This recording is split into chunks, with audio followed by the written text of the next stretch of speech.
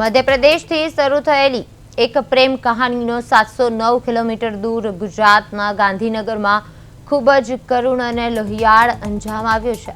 મધ્યપ્રદેશના 21 વર્ષીય રજની નામની યુવતી તેના બિલ્ડર પ્રેમી સંતોષ સાથે ગત 7 જૂને ઘરેથી ભાગી ગઈ હતી અને રજનીના પિતાના ઘરનું બાંધકામ કરતી વખતે આ બંને વચ્ચે છેલ્લા 3 વર્ષથી પ્રેમ સંબંધ હતો અને તેઓ સાથે જીવવાના સપના જોતા હતા।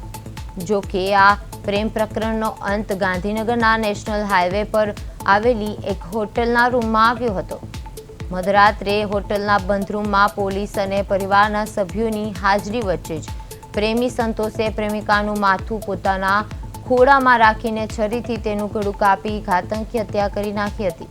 ત્યારબાદ તેણે એ જ લોહિયાળ છરીથી પોતાનું ગળું કાપીને આત્મહત્યા કરવાનો પણ પ્રયાસ કર્યો હતો। આ ચોંકાવનારી ઘટનાથી સમગ્ર પંથકમાં ચકચાર મચી ગઈ છે અને ચિલોડા પોલીસે આ મામલે ગુનો નોંધીને તપાસનો ધમધમાટ શરૂ કર્યો છે।